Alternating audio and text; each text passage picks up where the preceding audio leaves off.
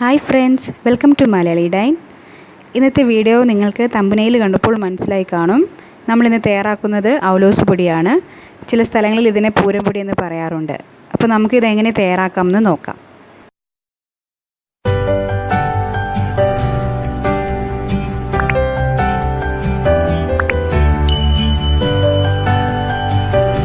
അപ്പോൾ ഇതിനാവശ്യമായ സാധനങ്ങൾ: 1 കിലോ പച്ചരി ഞാനിവിടെ കുതിർത്തി ഉണക്കി മിക്സിയിൽ പൊടിച്ചെടുത്തതാണ്. പിന്നെ നമുക്ക് വേണ്ടത് ചെറുജീരകം അല്ലെങ്കിൽ നല്ല ജീരകം, അതൊരു 3 ടേബിൾ സ്പൂൺ വേണം.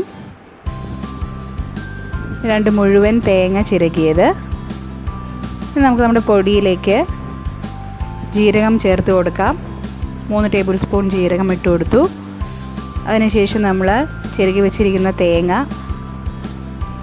അതിലേക്ക് ചേർക്കുകയാണ്.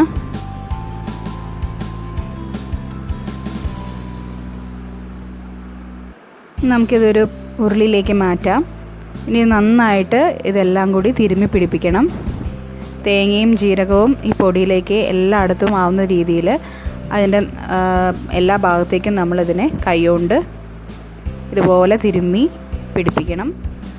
ഇപ്പോൾ തേങ്ങയുടെ നനവെല്ലാം ആ പൊടിയിലേക്ക് എല്ലാത്തിലേക്കും ആവണം. ആ രീതിയിൽ നമ്മൾ ഇതിനെ കൂട്ടി തിരുമ്മണം. അതൊരു കുറച്ച് നേരം നമ്മൾ ചെയ്യണം. അത്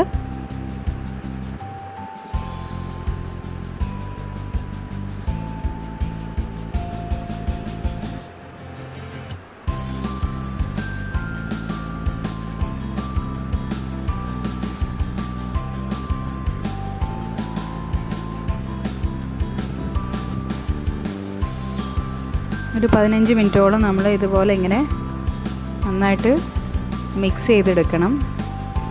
ആ സമയം കൊണ്ട് ജീരകവും തേങ്ങയും നന്നായിട്ട് പൊടിയുമായിട്ട് മിക്സായിട്ട് വരും. നമ്മളിതുപോലെ ഇങ്ങനെ ഇതിനെ എല്ലാം കൂടി കൂട്ടി ഇതുപോലെ ഇങ്ങനെ പ്രസ് ചെയ്ത് കുറച്ച് നേരം വെക്കണം. അരമണിക്കൂർ നമുക്കിതിനെ റെസ്റ്റ് ചെയ്യാനായിട്ട് വെക്കാം.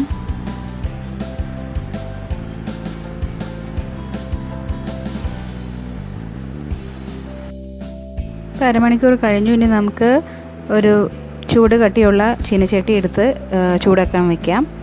ഉരുളി ഉണ്ടെങ്കിൽ അതിലും ചെയ്യാം. ഇപ്പോൾ ചൂടായി വരുമ്പോൾ നമുക്ക് നമ്മുടെ പൊടി ഇട്ട് കൊടുക്കാം. ഇവിടെ ഞാൻ 1 കിലോ പൊടിയാണ് എടുത്തിരിക്കുന്നത്. അതെനിക്ക് ഈ പാത്രത്തിൽ കൊള്ളില്ല. അപ്പോൾ ഞാൻ പകുതി വെച്ചിട്ടാണ് ചെയ്തെടുക്കുന്നത്. ആദ്യത്തെ പകുതിയാണ് ഇപ്പോൾ ചീനച്ചട്ടിയിൽ വെച്ചിരിക്കുന്നത്. അപ്പോൾ നമുക്കിത് അവസാനം വരെ ഹൈ ഫ്ലെയിമിലിട്ട് വേണം ഇത് തയ്യാറാക്കി എടുക്കാനായിട്ട്. നല്ലോണം ചൂട് വേണം. നമ്മൾ കൈ വിടാതെ ഇളക്കാൻ വേണം, അല്ലെങ്കിൽ ഇത് അടി പിടിക്കും. അപ്പോൾ അതില്ലാതിരിക്കാനായിട്ട് നമ്മൾ നന്നായിട്ട് ഇളക്കി കൊടുക്കണം.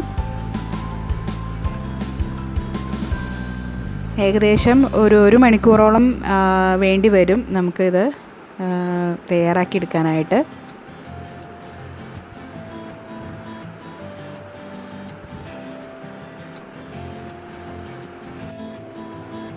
ഇവിടെ ഇതൊരു 15 മിനിറ്റ് കഴിഞ്ഞിട്ടുണ്ട്. നമ്മുടെ പൊടി നന്നായിട്ട് വാടി തുടങ്ങി, കളറും ചെറുതായിട്ട് മാറി തുടങ്ങിയിട്ടുണ്ട്. അപ്പോൾ ഇത് കൈവിടാതെ ഇളക്കണം. ആ ഒരു ബുദ്ധിമുട്ടാണ് അവലോസ് പൊടി നമ്മൾ തയ്യാറാക്കിയെടുക്കുമ്പോൾ ഉണ്ടാകുന്നത്. പക്ഷേ നമ്മളിത് വീട്ടിൽ തന്നെ തയ്യാറാക്കിയെടുക്കുകയാണെങ്കിൽ ഒരുപാട് നാൾ ഇത് കേടുകൂടാതെ ഒരു എയർ ടൈറ്റായിട്ടുള്ള ടിന്നിൽ നമുക്ക് എടുത്ത് വെച്ച് കുട്ടികൾക്ക് ഈവനിങ്ങിന് കൊടുക്കാൻ സാധിക്കും. അപ്പോൾ എല്ലാവരും ഇതൊന്ന് ട്രൈ ചെയ്ത് നോക്കൂ.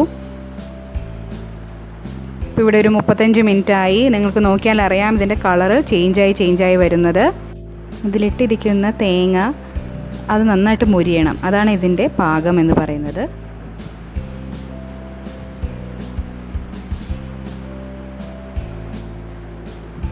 ഹൈ ഫ്ലെയിമിൽ തന്നെ വേണം അവസാനം വരെ.